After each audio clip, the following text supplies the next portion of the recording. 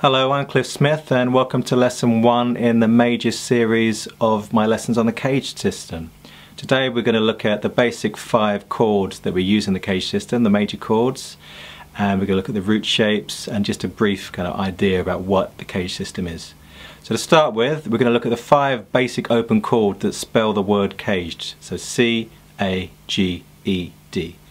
So regular open chords: C, A, G, E, and D. Okay, so what we're going to do, we're going to take those 5 chords and we're going to use them to play bar chords. So taking that first open chord of C, I'll play a C chord. I've got 2 C's in there. I've got C on the 3rd fret of the A string and C on the 1st fret of the B string. And those 2 C's and the way they're positioned, the pattern they make on the neck, we call that the root shape, the C root shape, because it's unique to that shape. So there's C major chord, and there's its root shape. Now what we're going to do, we're going to play all the other major chords on the guitar using that shape. So first thing to do is rearrange my fingers so that my first finger is free. Okay, so I'm playing the same notes, same frets on the same strings, so I'm using different fingers, not using my first finger. So what I'm going to do now is I'm going to slide that up 1 fret, put my first finger down into a bar across 3 strings on the 1st fret. Now I've got a C sharp chord. So my root shape is C sharp there. And there's the C sharp chord. You can do a bigger bar if you want. You can bar 3 strings, 4 strings, 5 strings. Doesn't make any difference. 6 if you want. Just be careful not to play the 6th string. We don't want to hear that F in the bass there. Okay, so we have here C sharp chord. Root shapes, C sharp.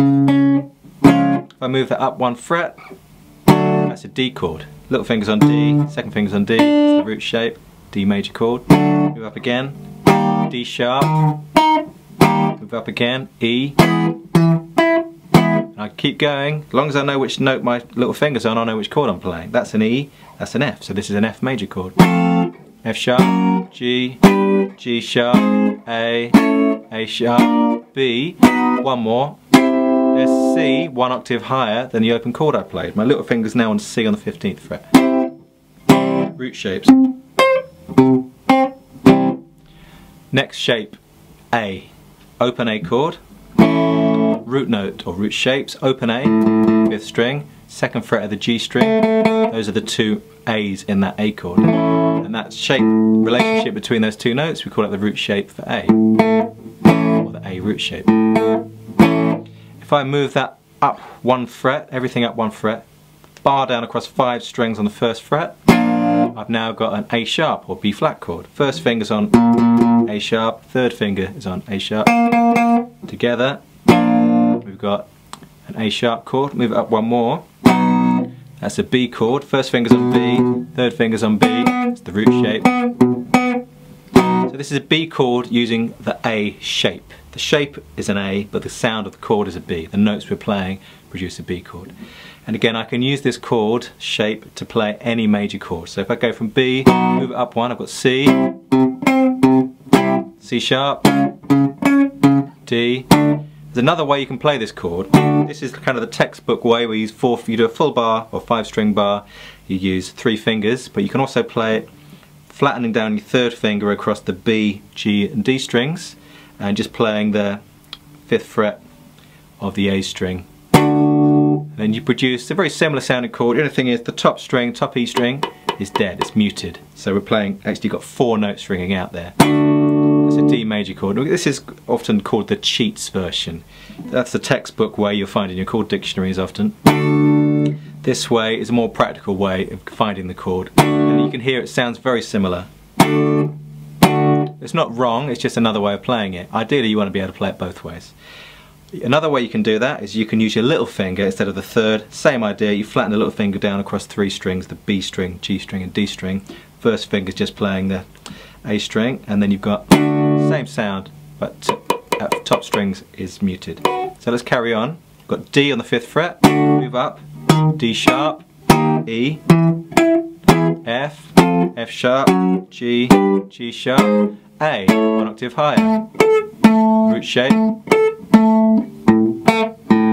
Next one, we've done the C shape, we've done the A shape, G shape is to be the next one. We're spelling the word caged out, C-A-G-E-D. So open G chord, 3 root notes here, 3rd fret of the E string, open G string, 3rd fret of the top E string. Slide it up 1 fret, do a bar with the 1st finger on the 1st fret. You only need to bar 4 strings here. You can bar all the strings if you want, you may find it easier. I'm just going to bar 4 for now. That's now a G sharp chord. My 3rd finger's on G sharp, 1st finger's barring G sharp, 1st fret of the G string, and my little finger is on G sharp but at the 4th fret of the E string. So G sharp, move it up 1. That's an A chord, root notes. A, A.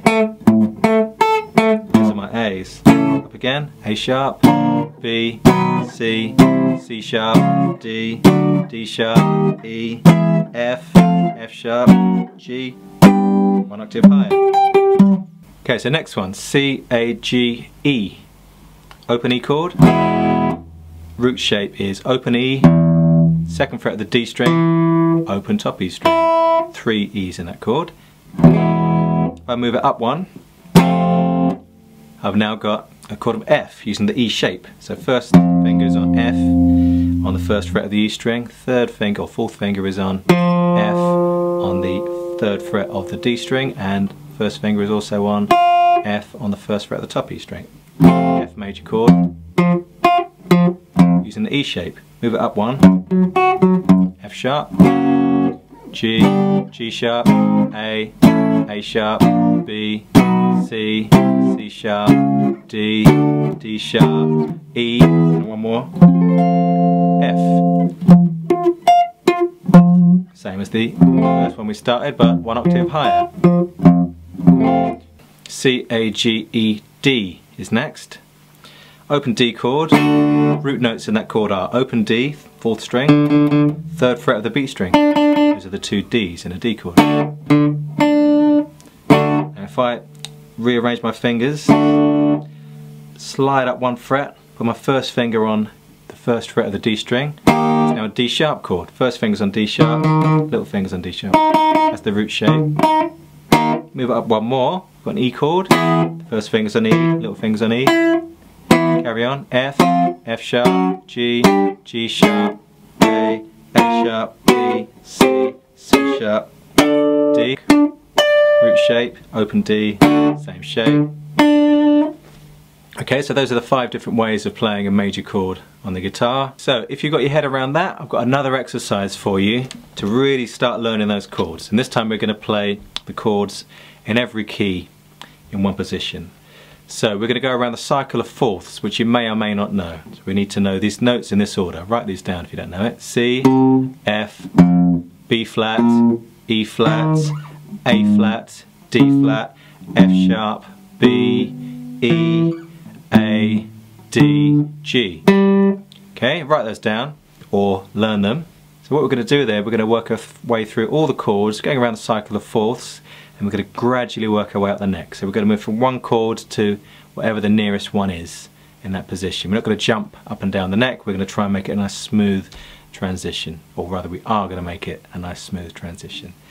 So starting off C, and the next one in the cycle of fourths is F, then B flat, E flat, A flat, D flat, G flat or F sharp, B, E, A, D, G, C. So we've gone around the whole cycle there, and I've only got up to the 3rd and 5th frets there.